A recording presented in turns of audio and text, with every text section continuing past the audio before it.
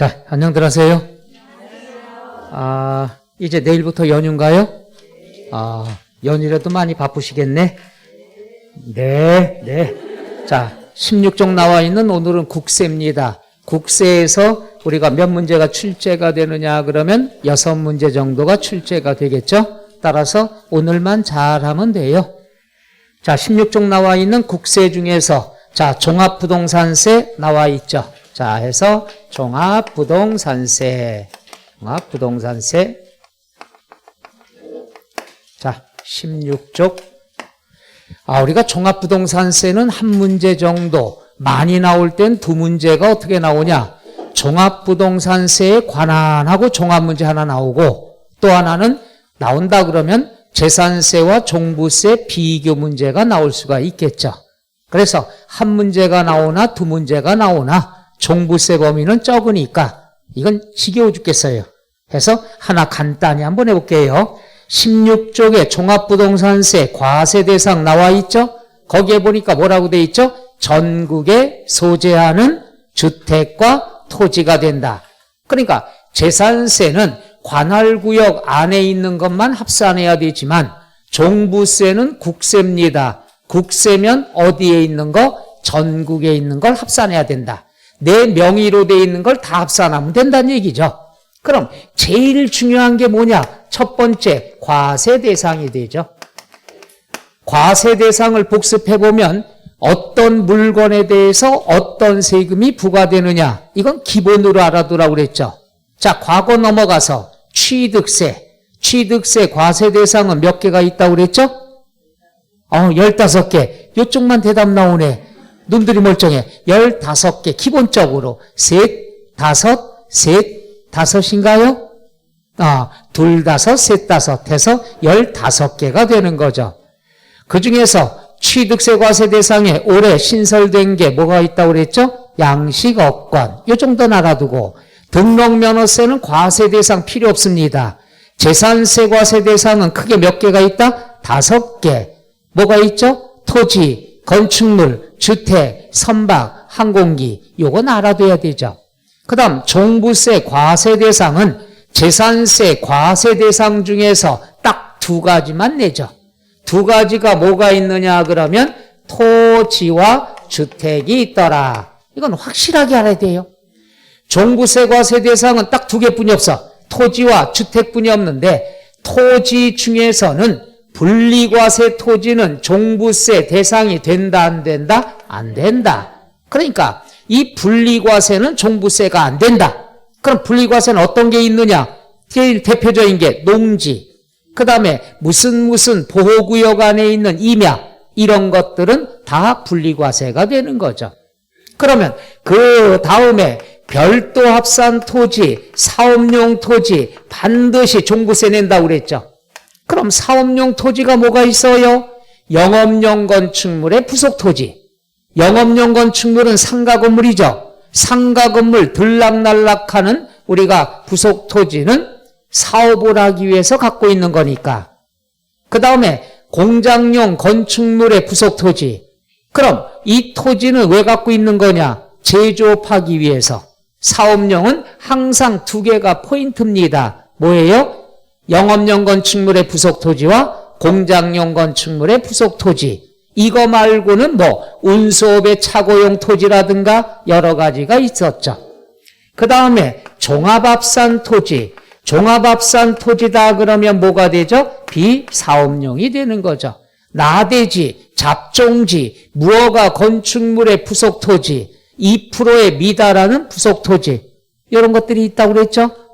자, 그래서 별도 합산, 종합합산, 주택은 주거용만 과세가 되고 사업용은 과세가 안 되죠. 그럼 시험에 나오는 건 뭐예요?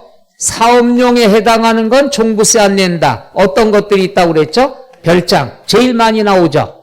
그 다음 미분양주택, 그 다음에 기숙사, 사원용 주택, 그 다음에 문화재, 등록문화재 주택, 가정어린이집용 주택. 이런 것들은 종부세 대상이 된다 안 된다? 안 된다. 만약에 종부세가 종합문제가 나왔다 그럼 지문 하나씩은 나올 수 있는 거죠. 요것만 나오기는 좀 힘드니까 해서 요거에 관한 것. 과세 대상은 딱 몇 개뿐이 없다? 2개. 토지와 주택뿐이 없다. 토지 중에선 별도 합산, 종합 합산만 있더라. 이건 무조건 기본적으로 알고 넘어가야 되죠. 이것만 알게 되면은 나머지 이어서 비교하면 그냥 답이 떨어집니다. 과세 대상 알았다. 그럼 그 다음에 뭘 공부하면 되느냐? 연결은 납세 의무자가 되죠. 그럼 납세 의무자는 우리가 어떻게 되는 거냐? 내가 재산이 있어요.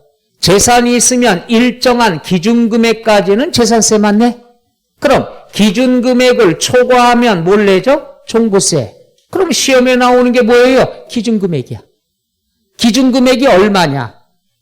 따라서 우리가 별도 합산 토지는 전국의 공시가격을 합산한 금액이 얼마 초과된다? 80억 초과. 그 다음에 종합합산은 얼마 초과가 될 때? 그렇죠. 그거 알면 끝나는 거야. 다만 내가 걱정되는 게 초과라는 거.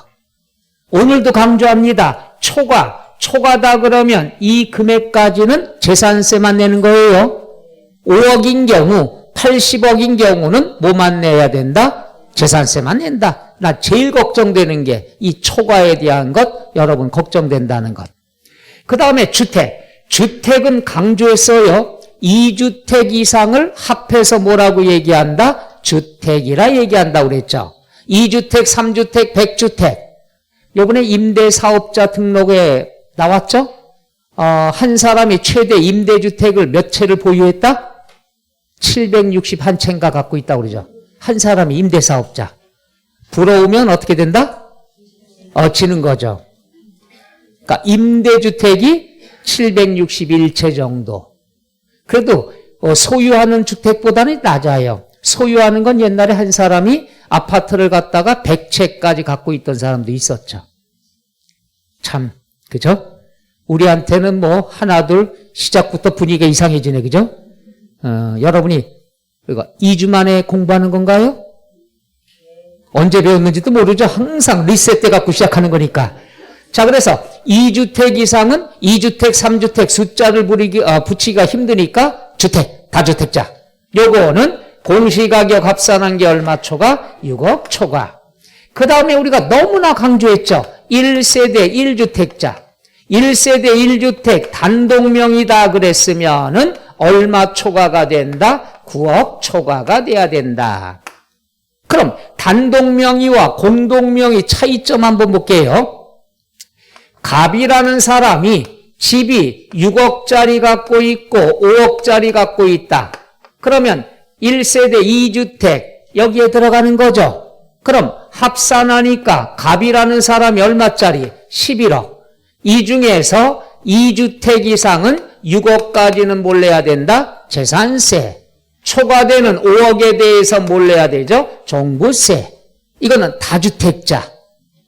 그죠? 그 다음에 뭐가 있느냐? 갑이라는 사람이 10억짜리 주택 갖고 있다.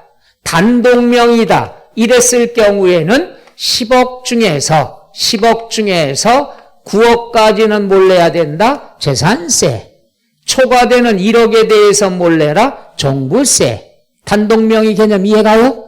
노. 요번엔 10억짜리 주택이 있는데 남자와 여자 명의로 공동명의 됐습니다. 공동명의 됐으면 꼭 알아둬야 돼요. 각각의 주택으로 보는 거예요. 각각의 주택으로 보니까 10억 나누기 2. 그럼 갑은 얼마짜리? 5억. 을은 얼마짜리? 5억. 2주택은 얼마 초과돼야 되죠? 6억. 6억이 안 되죠? 따라서 얘는 10억짜리는 무엇만 내면 된다? 재산세만 내면 된다. 이거죠. 그러니까 이거는 단독명의, 이거는 공동명의. 그럼 뭐가 종부세 회피하기가 유리할까요? 공동명의가 유리하다는 얘기죠. 그래서 단독명의, 공동명의, 2주택자 이렇게 적용하면 쉽다는 거. 자, 그 다음에 그럼 이러한 납세 의무자는 금방 설명했죠. 뭐랑 또 이어야 되느냐? 과세표준하고 이어주면 돼요. 그럼 과세표준 어떻게 하느냐? 별도 합산 토지는